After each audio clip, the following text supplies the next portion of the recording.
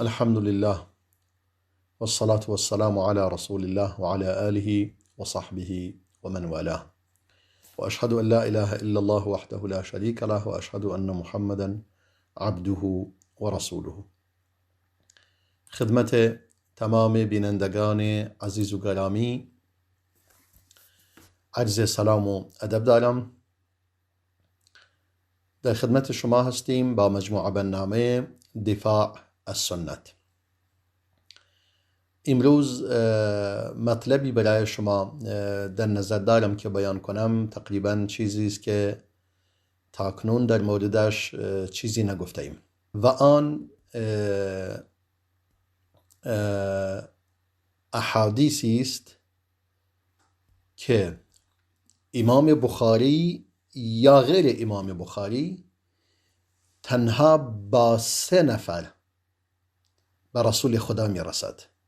یعنی 3 طبقه، 3 حلقه سند به رسول خدا می رسد که به آن گفته می شود ثلاثیات، یعنی احادیثی که با تنها 3 نفر در بین محدث و رسول خدا به رسول خدا می رسد صلی الله علیه وسلم. یعنی خود اون محدث که امام بخاری باشد یا امام مسلم یا ابو داود یا ترمذی یا نسائی یا ابن ماجه یا امام احمد، خودش روایت می کند از شیخش و شیخش از شیخ خود و اون شیخم از صحابه و صحابه از رسول الله صلی الله علیه وسلم.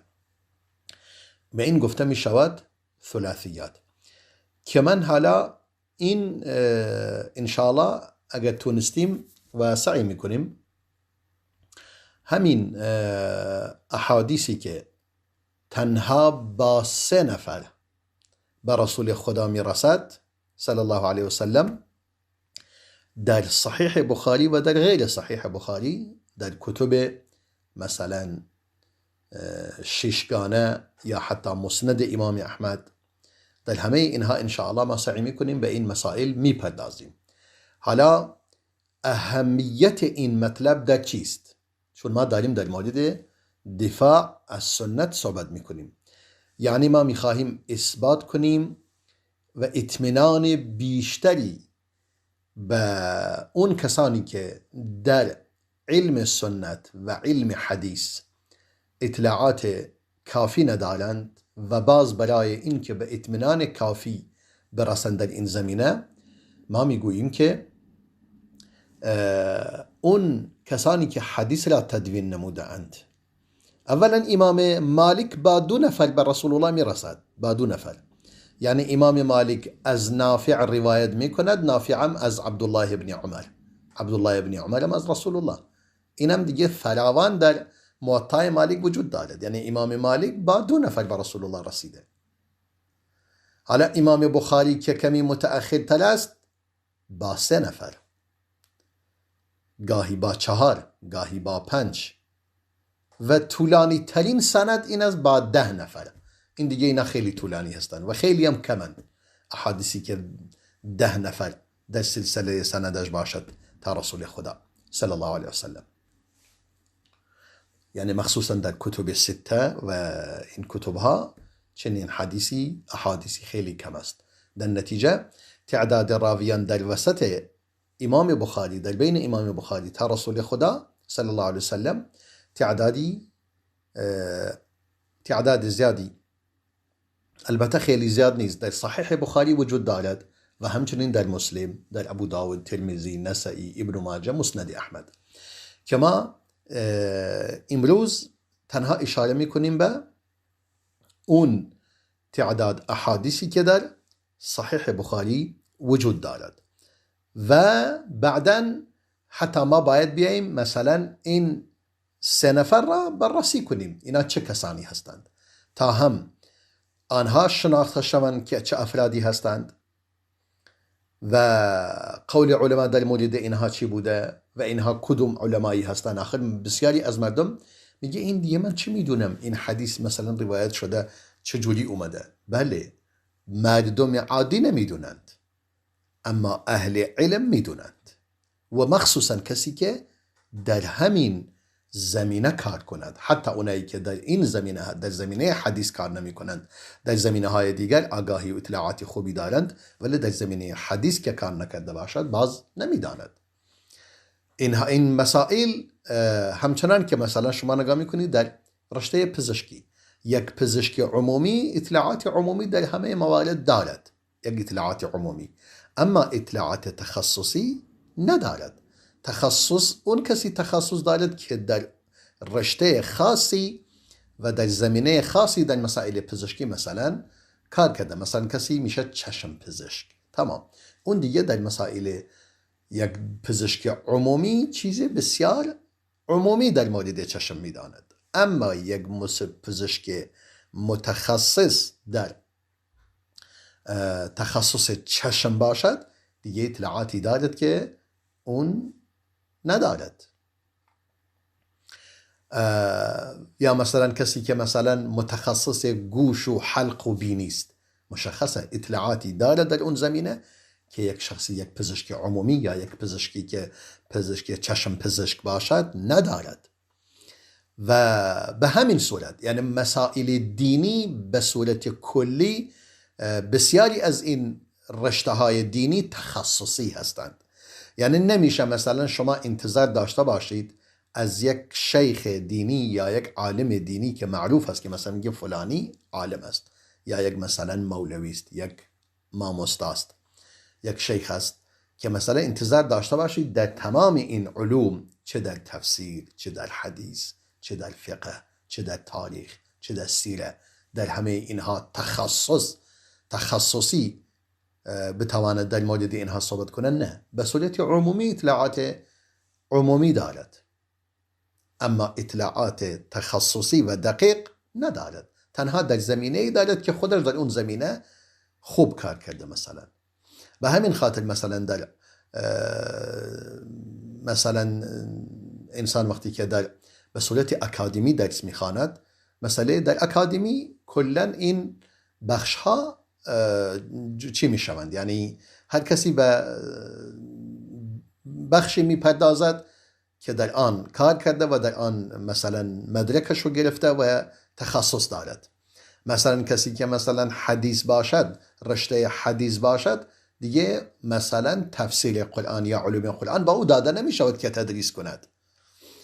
یا مثلا کسی فقه و اصول فقه باشد، دیگه حدیث با او داده نمی شود، یا مثلا تفسیر با او داده نمی شود. و حتی اگر کسی از او سوال کند میگه من از اهل تفسیر سوال کن، از من سوال نکن. اینجوریه. یعنی تو دانشگاه ها و در مراکز اکادمی به این صورت مطرح هست و خیلی هر کسی بالاخره راه خودش و کاری خودش میداند. اینجوری نیست هر کس در هر زمینه دخالت کند، و اگر دخالتم کند دیگه هیچ اعتباری نداره حرفش، مگر این که اون شخص ثابت شده باشد که همچنان که به این رشته خودش پرداخته حداقل مدرکی یا گواهی داشته باشد که در مسائل دیگر و در موارد دیگر هم کار کرده و اثبات کرده باشد که میتواند در اون زمینه مثلا بحثی داشته باشد.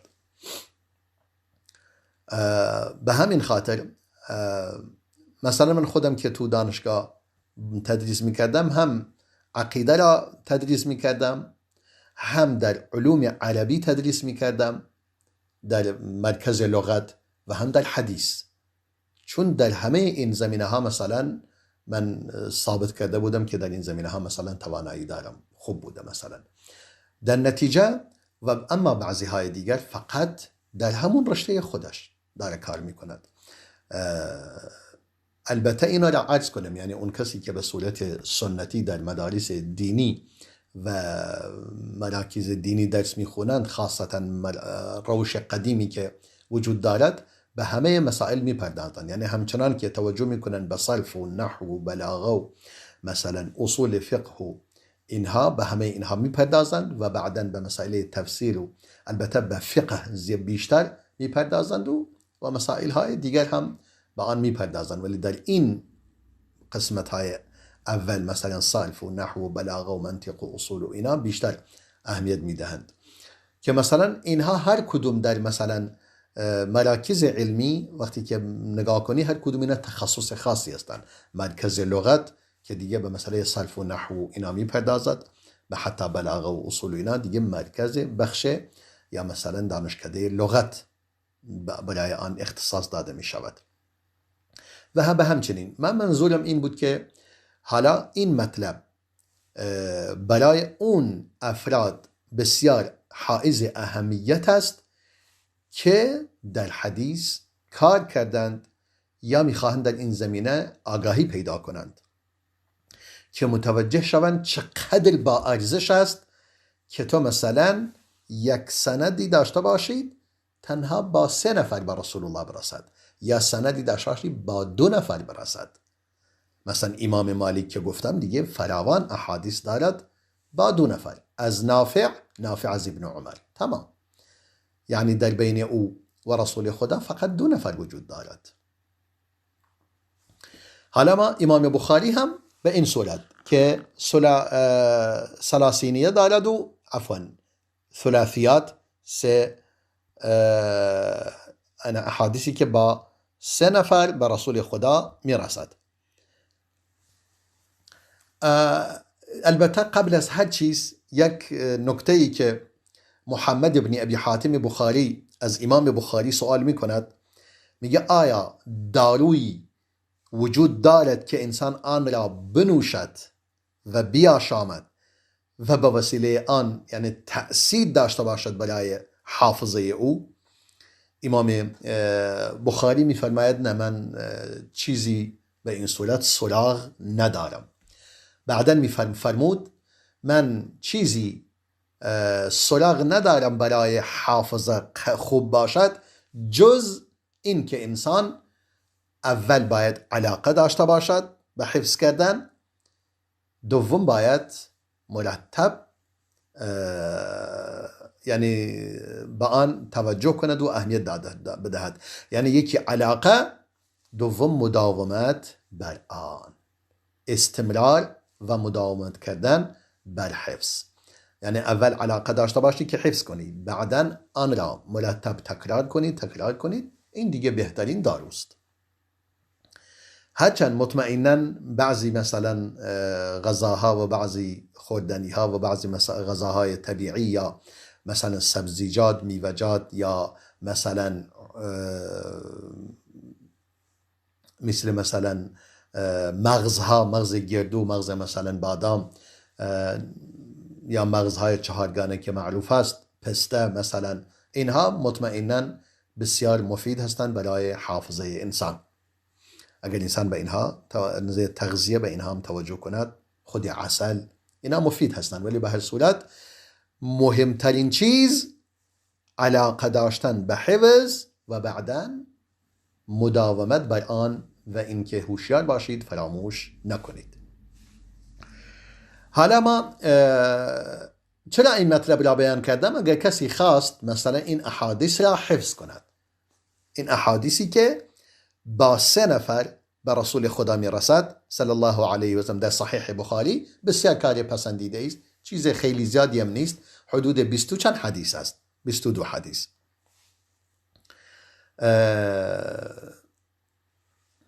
حالا چون در صحیح بخاری یعنی ما احادیثی داریم گفتیم با 2 نفر به رسول الله می رسد، احادیثی داریم با 4 نفر و احادیثی داریم با 5 نفر و گفتیم دیگه طولانی ترین سند می شود 10 نفر.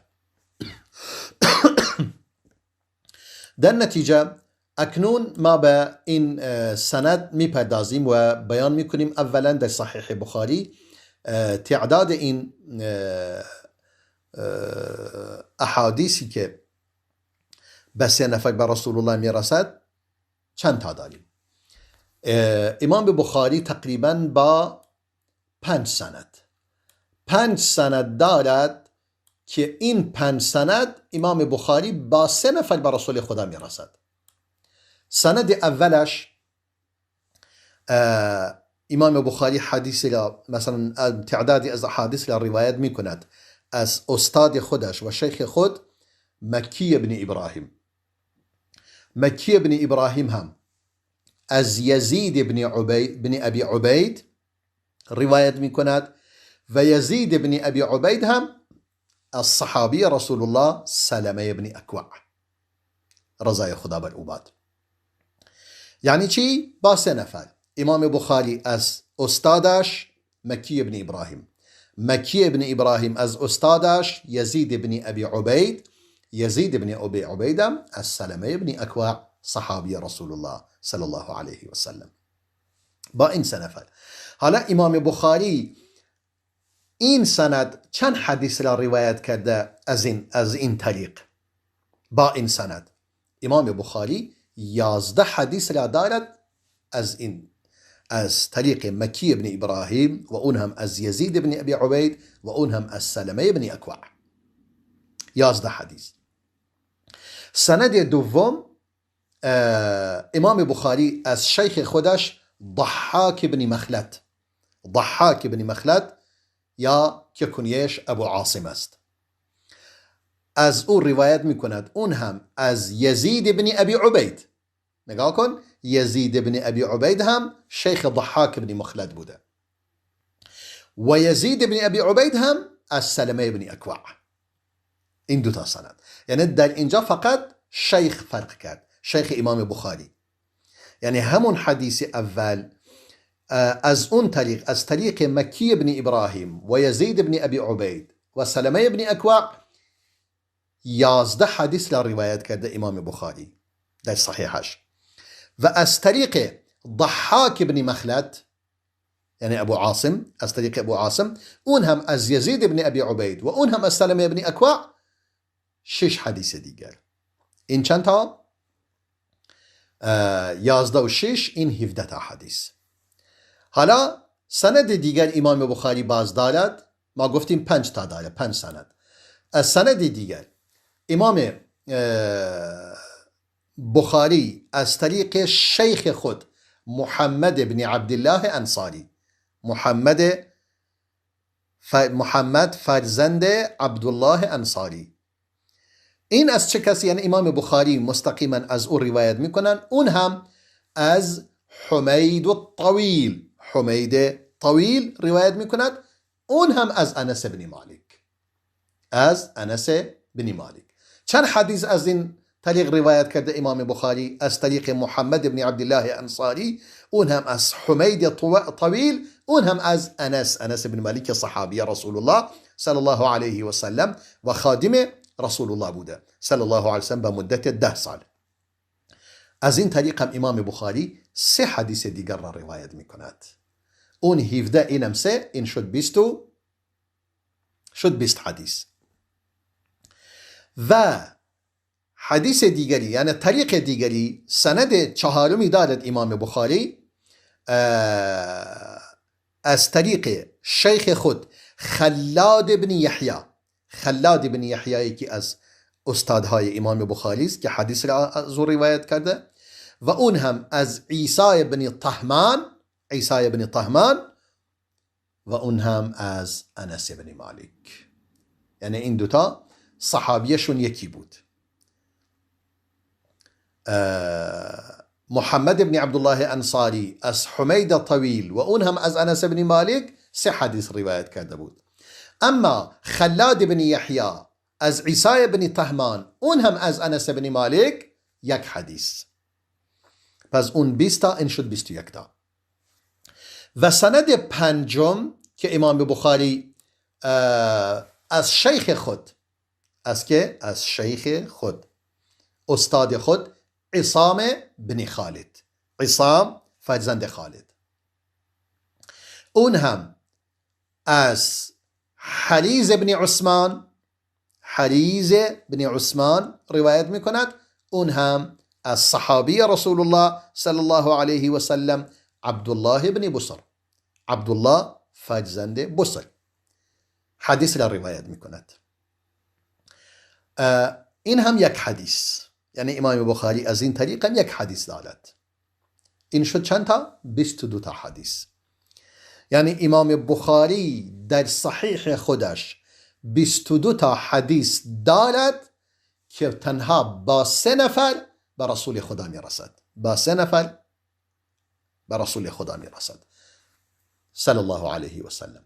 و این نشان میدهد، نشان این مطلب، اهمیت این قضیه این است که این احادیث یعنی انسان اطمینان بیشتری دارد به این که این حدیث دیگه در آن خطایی انجام نمیگیرد. و چون افراد هم مشخص هستند، اهل علم هستند. یعنی مثلا میگویید آقا این پروفسور، یعنی امام بخاری، حالا ما پروفسورم برای امام بخاری کافی نیست، خیلی کم است. یعنی باید بگوییم امام بخاری در چندین علم پروفسور است، نه تنها در یک علم، در چندین علم که مهمترینش علم حدیث است و علم جرح و تعدیل است و علم رجال شناسی است و علم تاریخ است. در اینا خیلی سلامت است و علم تفسیر است مثلا و علم فقه است. در تمام اینها پروفسور است امام بخاری. حالا پروفسور بخاری حدیثی را روایت می کند از چه کسی؟ از چه پروفسوری؟ مثلا از مکی ابن ابراهیم. و این پروفسور دیگر هم حدیث را روایت می کند از یک پروفسور دیگری به اسم مثلا زید ابن عبید و اون هم از سلمه ابن اکوع که دیگه صحابی رسول الله است و اون هم از رسول خدا صلی الله علیه وسلم. حالا این مجموعه احادیث که ما گفتیم چی بود؟ از 3 نفر از صحابی، از سلمه ابن اکوع و انس ابن مالک و عبدالله ابن بصر. از این 3 طریق این احادیث را یعنی از این 3 تا صحابه 22 تا حدیث را روایت می کند از طریق این 3 صحابی. تنها با 3 نفر به رسول خدا می رسد. حالا مثلا وقتی که چرا من گفتم پروفسور، هرچند گفتم پروفسورم کافی نیست و خیلی در واقع کم است گفتن پروفسور برای اینها، چون اینها علمشون خیلی بیشتر از این است که شما با یک پروفسور اینها را مقایسه کنید. علم و دانش این بزرگواران بسیار بیشتر از این است که بیایید با یک پروفسور اینها مقایسه کنید. حالا امام بخاری به همین خاطر من کلمه پروفسور یا متخصص میخوام اینو برای یک انسان چکار کنم؟ توجیه کنم. مثلا شما بیایید امروز بگویید آقا فلان پزشک متخصص که مثلا فلان دارو را مثلا یا فلان بیماری را مثلا تشخیص داده یا فلان دارو را مثلا اختراع نموده یا فلان واکسن را مثلا واکسن کرونا را مثلا تشخیص داده و اختراع نموده و یافته.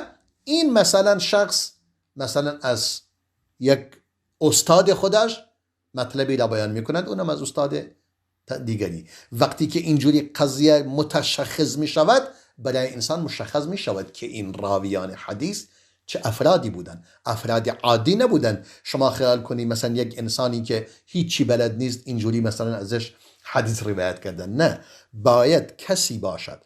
من گفتم از امام مالک نقل کردم، میگه افراد هست که می توانید سرت را به او بسپارید، اینقدر مورد اطمینان است، اما از او حدیث نمیگیرن. چرا؟ میگه چون اهلش نیست، خودش اهل حدیث نیست تا حدیث را از او بگیریم. از لحاظ اطمینان باشد، بله می توانید جان و مال را به او بسپارید، یعنی مورد اطمینان است و اهل خیانت نیست. اما چون اهل حدیث نیست، حدیث از او گرفته نمی شود. یعنی تنها این که راوی باشد کافی نیست، باید در اون زمینه متخصص باشد، وگرنه حدیثش روایت از او نمی شود. باید تخصص داشته باشد، باید اهل حدیث باشد. این نکته خیلی مهم بود که عرض کردم. مثلا کسی که یکی از اون افراد، حالا سلسله اولش که امام بخاری باشد، میفرماید من حدیث را از چند نفر روایت کردم؟ میگه من حدیث را از 1080 نفر شیخ روایت کردم، لیس فیهم الا صاحب حدیث، میگه تمام اینها همه اهل حدیث بودند. از کسی که اهل حدیث نباشد من حدیث روایت نکردم. و همهشونم از لحاظ دینی و از لحاظ عقیده منهج صحیح و درستی داشتند. كانوا یقولون الایمان قول و عمل یزید و ینقص، و همه میگفتند ایمان قول است و عمل، ایمان زیاد می شود و کم می شود. حتی از کسی من نگرفتم کمترین اشکالی در او باشد. مثلا نگاه میکنید اینجوری میفرماید و میفرماید من حدیثی که در این کتاب گذاشتم، ما وضعت في كتابي الصحيح حديثا الا اغتسلت قبل ذلك وصليت ركعتين.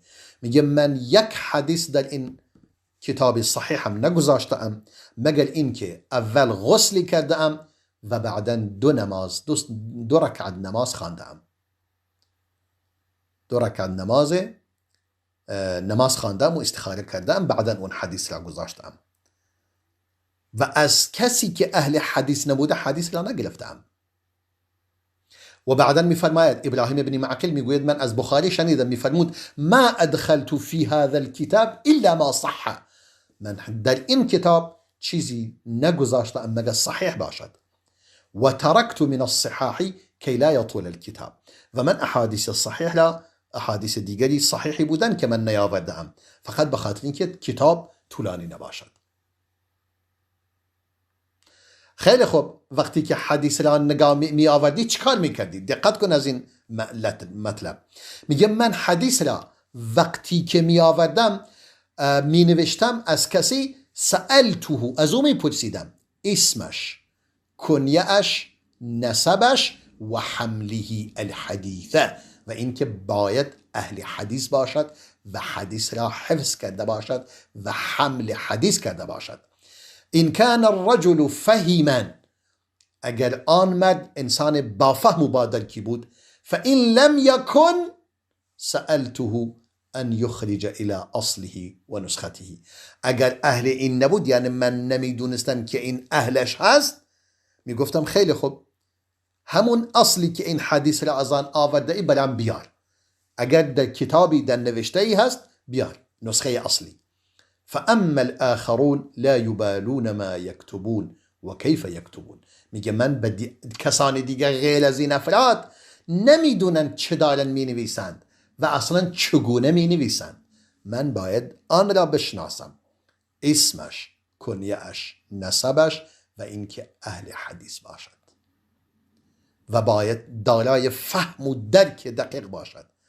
همینجوری که من از هر کسی که بیاید من حدیث را نقل نکردم. ما که حاطب اللیل نیستیم، یعنی به این صورت امام بخاری حدیث را جمع می کند و از شیوخ امام بخاری، یا عفوا بله از شیوخش احمد بن حنبل است، اسحاق بن راهویه، عبدالله بن زبیر حمیدی، عبدالله بن مسلمه، عبدالله بن یوسف، علی ابن المدینی، قتیبه بن سعید، محمد بن یوسف فریابی. اینا از شیوخ امام بخاری هستند، شیخایش. و از شاگردان امام بخاری امام ترمذی، ابو حاتم الرازی، ابو زرعه الرازی، ابن خزیمه، محمد بن یوسف فلبری و مسلم بن حجاج و امام نسائی. اینها مثلا از شاگردای امام بخاری بودند و تعداد بسیار زیاد دیگری، محمد بن طاهر مقدسی. و همچنین قول امامان، مثلا علمای حدیث در مورد امام بخاری چی بوده؟ امام اسحاق بن راهویه که استاد امام بخاری است میفرماید از این جوان حدیث را بنویسید، یعنی بخاری. میفرماید اگر در زمان حسن بصری بود لاحتاج الیه الناس لمعرفته بالحدیث و فقهه. اگر در زمان حسن بود، یعنی حسن بصری، مطمئنا مردم به اون نیاز داشتند برای اینکه چون شناخت خوبی به حدیث دارد و فقه دقیقی دارد. یعنی کسی اسحاق بن راهویه در موردش این چنین میگوید که امام بخاری این گونه بوده، هم تخصصش در حدیث هم در فقه است. و امام احمد بن حنبل میفرماید خراسان کسی مثل محمد بن اسماعیل را بیرون نداده، یعنی فارغ التحصیلی مثل محمد بن اسماعیل به خود ندیده خراسان. و میفرماید حفظ حدیث خلاصه می شود در 4 نفر از اهل خراسان: یکی ابو زرعه رازی، یکی محمد بن اسماعیل بخاری، یکی عبدالله بن عبدالرحمن السمرقندی، یکی حسن بن شجاع بلخی. یعنی علم حفظ در اینها خلاصه می شود. با ما همراه باشید، یک میان برنامه نگاه می کنیم و باز هم به خدمت شما برمیگردیم. خداوندا نگاهم کن، چقدر دور از تو جا ماندم. همه اهل دلان رفتند، من از یاران جدا ماندم. ز بس غرق گناه بودم، به غفلت فرصتم کم شد. به خود چون آمدم دیدم، مرا یک نقطه عالم شد. در آن یک نقطه جایی نیست برای زندگی کردن. تمام است فرصتم یا رب برای بندگی کردن، ولی هرگز نمی بازم امیدم را به این زودی. به امیدی که دریابی مرا از کام نابودی. هنوز هم روشن است شمع امیدم کنج این خانه. ز جام رستگاریم بنوشان یک دو پیمانه. خداوندا دلم دایم ز عشقت مست و لبریز است. چقدر عشقت خدای من بر این بنده دلانگیز است.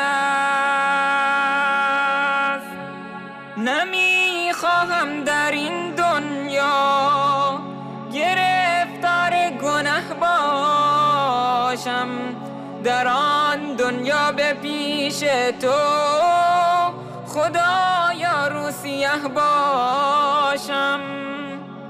مجال توبه میخواهم خداوندا مجالم ده، برای بندگی کردن تو شوق و حس و حالم ده.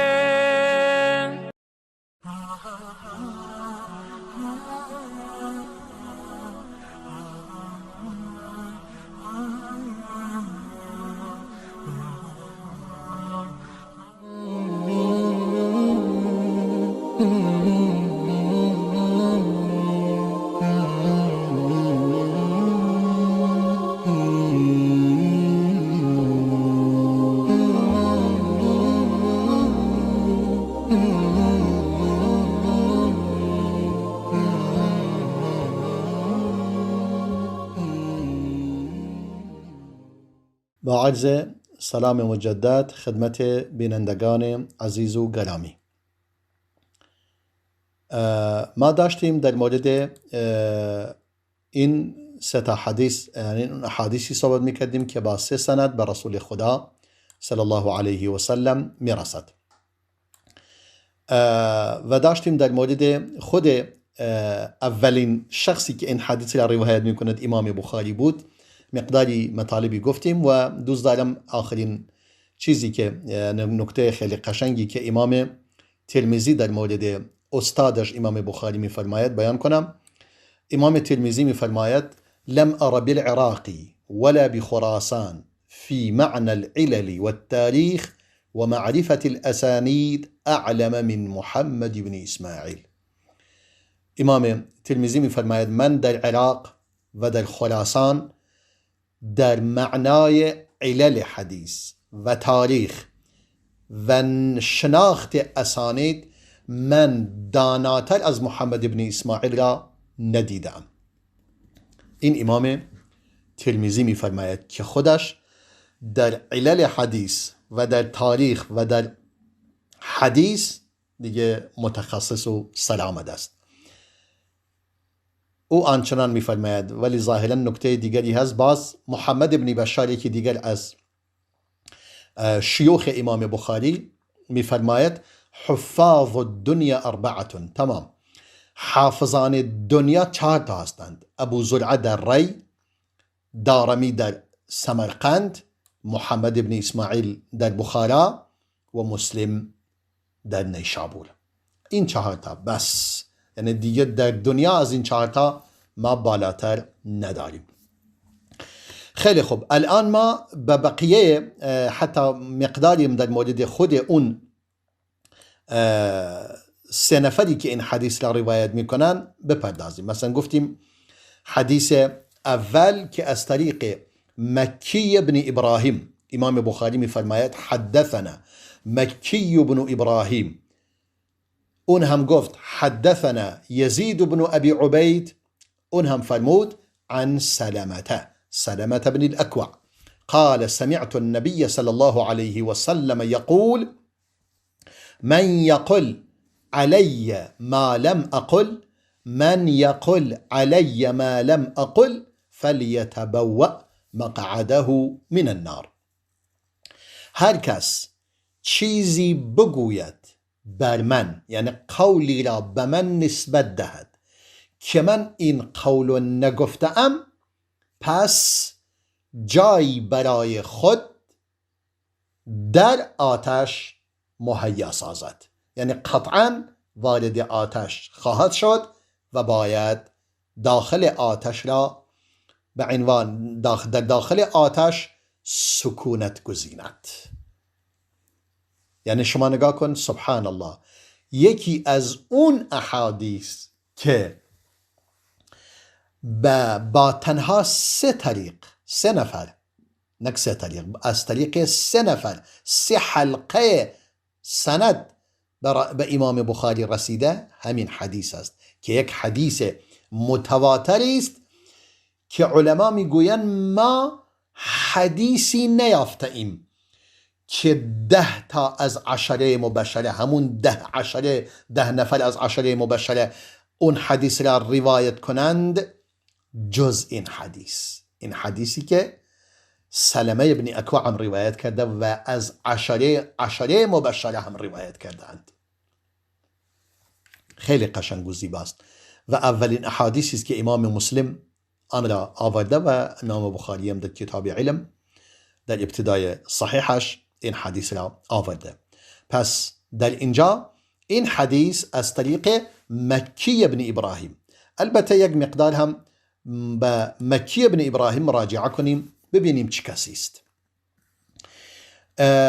مکی فرزند ابراهیم، فرزند بشیر، فرزند فرقد تمیمی، حنظلی برجمی معروف است، یعنی کنیاش ابو سکن بلخی، این هم از اهل بلخ. و گفته می شود مکی ابن ابراهیم فرزند فرقد، فرزند بشیر. کی متولد شده؟ 126 متولد شده. دقت کن، متولد 126 است. شیخ امام بخاری متولد 126 است که امام بخاری او را دیده و در 215 وفات یافته. 215 در 215 وفات یافته در بلخ، در منطقه بلخ، یعنی این هم عرب نبوده. و امام بخاری و امام مسلم و ترمذی و نسائی و ابن ماجه همه ازش حدیث روایت کردند امام ابن حجر عسقلانی قول علماء جرح و تعدیل را خلاصه کرده فرموده ثقة ثبت، یعنی وقتی که برای یک راوی حدیث علماء جرح و تعدیل دوتا صفت با هم برایش بکار میبرند، این دیگه یعنی از بالاترین درجه تعدیل بهرمند است. بالاترین، مثلا بگوی ثقة ثبت، ثقة حافظ، مثلا اینجوری دوتایش گفته شود. امام ذهبی میفرماید الحافظ، این شخص حافظ است، لقب حافظ را برایش بیان میکند. امام ذهبی بیشتر وارد سیر اعلام النبلا میشویم. در اونجا میفرماید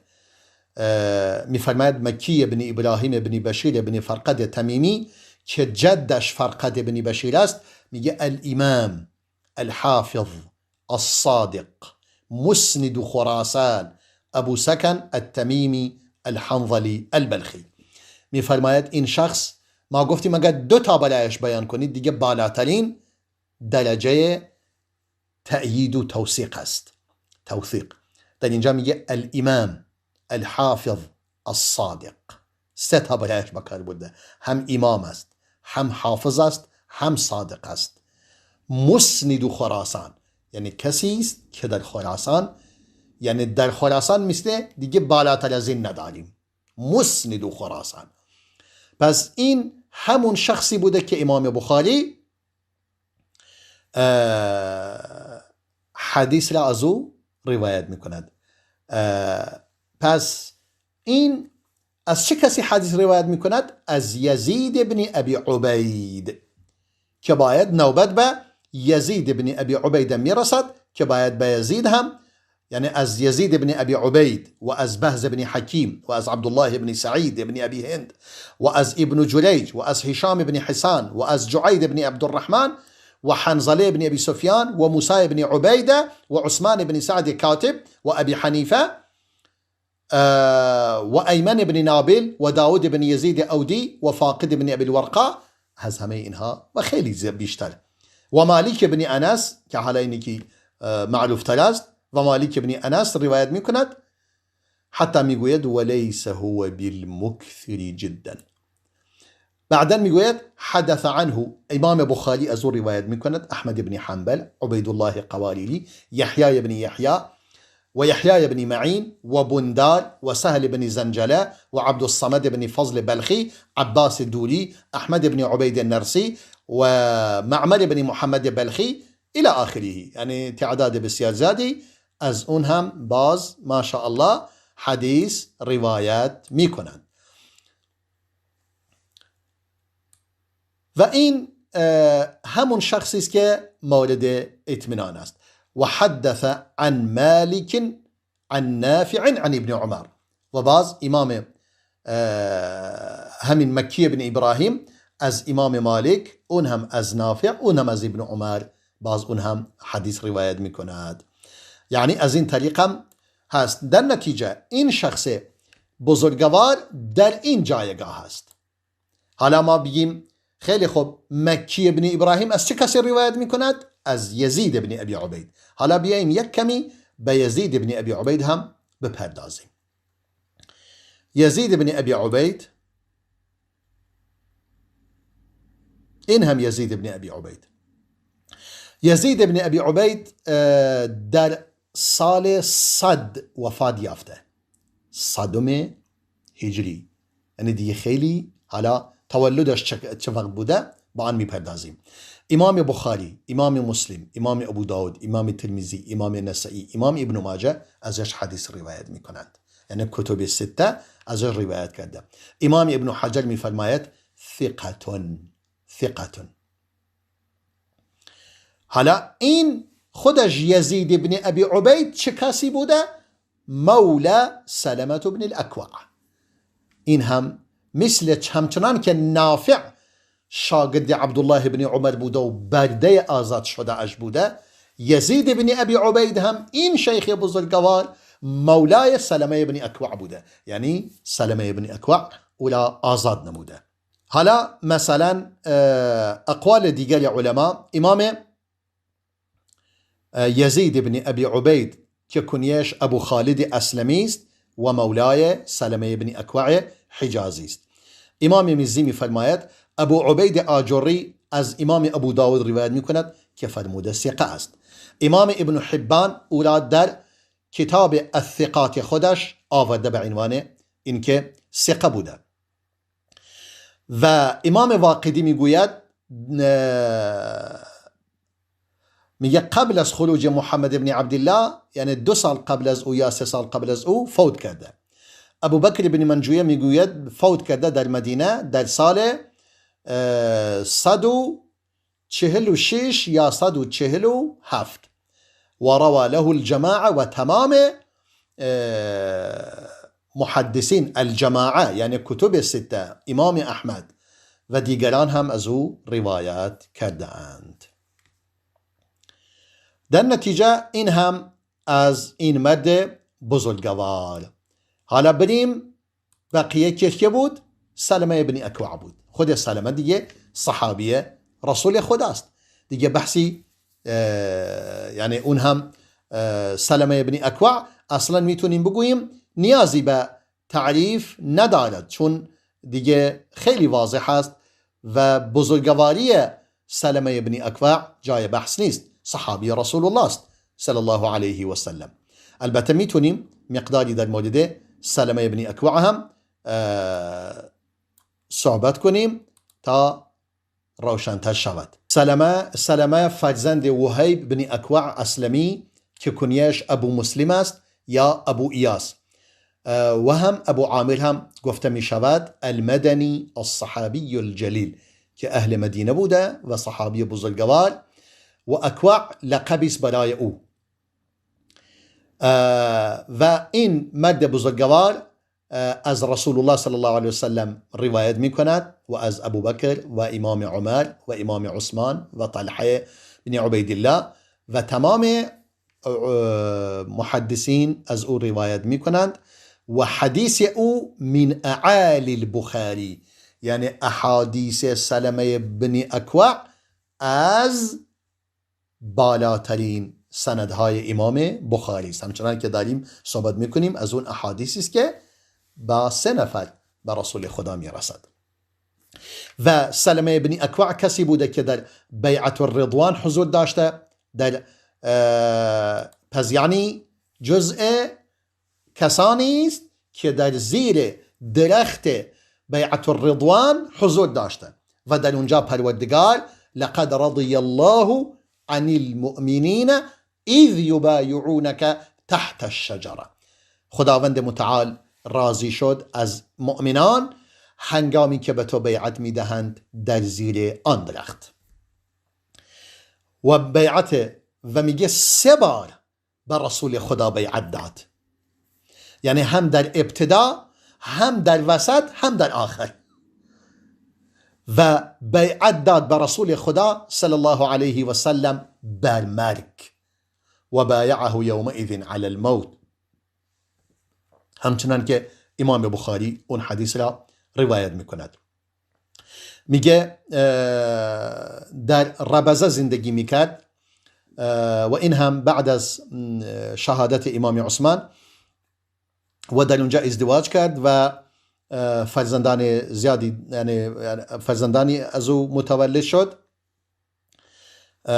بعد از یعنی مدت کوتاهی، یعنی قبل از وفاتش برگشت به مدینه و در مدینه وفات یافت، چون سرزمین هجرتش بود، یعنی یکی از مهاجرین است. یعنی این مرد بزرگوار هم سابقین اولین از مهاجرین است، هم اهل حدیبیه است، هم در والسابقون الاولون من المهاجرین والانصار اون هم یکی از آنان است که پروردگار از او راضی است و مژده بهشت را به او داده، و هم از صلح حدیبیه، یعنی سابقین اولین از مهاجرین و از افرادی است که در صلح حدیبیه شرکت داشته. میگه مدت 40 سال در ربزه باقی مونده، همون جایی که ابو ذر غفاری به آنجا رفت و میگه در آخر عمرش چشمانش را از دست داد و مردی بود شجاع و تیرانداز بسیار ماهری بود و خیلی نیک بود و از لحاظ سرعتش به حدی تیزرو بود که میگه از اسب سبقت میگرفت. انه كان يسبق الفرس شدا على قدميه و میگه از اسب هم سبقت میگرفت، اینقدر دونده ما شاء الله سریعی بوده. و قیل انه شهید غزوة مؤتة و بعضی میگوین که اون هم در غزوه مؤتة مشارکت داشته و کسی بود که در حضور پیامبر خدا صلی الله علیه و سلم اشعاری می سرود در خدمت پیامبر خدا در سفرهایش و در جنگ حدیبیه و در صلح حدیبیه به رسول خدا بیعت داد و کسی بود که میگه مثلا شکارچی ماهری بود که مثلا گورخر و اینها را شکار میکرد و یکی از علمای مدینه بود و یکی از مفتیان بود در مدینه. امام الذهبی میفرماید، ابن سعد از زیاد بن میمین میفرماید كان ابن عباس و ابن عمر و ابو سعید و ابو هریره و جابر و رافع بن خدیج و سلمة بن الاكوع مع اشباه لهم يفتون بالمدینه. میفرماید امام ابن عباس، امام ابن عمر، امام ابو سعید، امام ابو سعید خدری، امام ابو هریره، امام جابر، امام رافع بن خدیج و سلمه بن اکوع و افرادی نظیر آنان در مدینه فتوا میدادند و یحدثون عن رسول الله صلی الله علیه و سلم و از رسول خدا صلی الله علیه و سلم حدیث روایت میکردند. من لدن توفی عثمان الا ان توفوا، زمانی که امام عثمان وفات یافت تا خودشون وفات کردند. از زمان وفات امام عثمان تا وفات خودشون در مدینه همین افراد بودند که بالاخره مفتی مسلمانان بودند و عالم و محدث مسلمانان بودند. و امام باز میفرماید امام الذهبی که در مدینه وفات یافت در سال 74 هجری، در حالی که 80 سال سن داشت. و بعضی میگویند نکان من ابناء التسعین، حدوداً 90 سال سن داشت. پس این حدیث هم که ما الان در مورد آن صحبت میکنیم، فرزند خودش که یزید بن ابی عبیده از او روایت میکند و مکی بن ابراهیم هم از یزید بن ابی عبید روایت میکند. در نتیجه با این وضعیت ما به این سند طلایی امام بخاری آشنا شدیم که مکی بن ابراهیم ثقة ثبت هست، که یزید بن ابی عبید ثقة هست، اون هم ثقه هست، و سلمه بن اکوع این مرد بزرگوار یکی از مهاجرین و سابقین اولین از مهاجرین و انصار، سابقین اولین از مهاجرین است و از کسانی است که در صلح حدیبیه به رسول خدا بر مرگ بیعت داده. و حدیثی که بیان میکنند همین بود، فرمود چی؟ من یقل علی ما لم اقل فلیتبوأ مقعده من النار. و این حدیث همچنان که گفتیم یک حدیثی است از اون احادیثی که یکی از اون احادیثی است که علمای حدیث وقتی که میخواهند مثالی برای حدیث متواتر لفظی و معنوی ذکر کنند این حدیث را ذکر میکنند. این حدیث هم در صحیح بخاری با 3 نفر به رسول الله میرسد و این حدیثی است که 10 مبشره اون حدیث را روایت کردند و بیشتر از 70 نفر، بعضی میگویند 120 نفر از صحابی این حدیث را روایت کردند و نگاه کردیم که تک تک این افراد در چه جایگاه بزرگ و عظیمی بودند نزد اهل علم. و در امام بخاری به لفظ دیگری، یعنی این لفظی که الان در اینجا بیان کردیم در صحیح بخاری اومده و به لفظ دیگری باز امام بخاری و امام احمد و امام دارمی و امام مسلم و ابن ماجه و ابو داود و ترمذی روایت میکنند که میفرماید من کذب علی متعمدا فلیتبوأ مقعده من النار. هر کس دروغی عمدی بر من ببندد جایگاه خودش را در جهنم حاضر کند. یعنی شکی در آن نیست، وارد آن می شود. به همین خاطر تعدادی از اهل علم می گویند انسان با دروغ بستن به رسول خدا به آن کافر می شود و آن را کفر نامیدند. اما جمهور علما می گویند مجرد آن کافرش نمی کند مگر اینکه یعنی این کارو حلال بداند، نه اینکه از روی جهل یا از روی مصالح دیگری این کارو انجام بدهد. ولی به هر صورت گناه بسیار بزرگی است که رسول خدا صلی الله علیه و سلم فرموده حتما باید جایگاه خودش را در دوزخ مهیا سازد. و این نکته خیلی قشنگ و زیبا بود. ان شاء الله سعی میکنیم به دیگر احادیثی که سلمه ابن اکوع روایت میکند بپردازیم، چون الان تقریبا وقت ما به پایان رسیده است. همه شما را به خداوند بزرگ و ذوالجلال می سپارم. والسلام علیکم و رحمت الله و برکاته.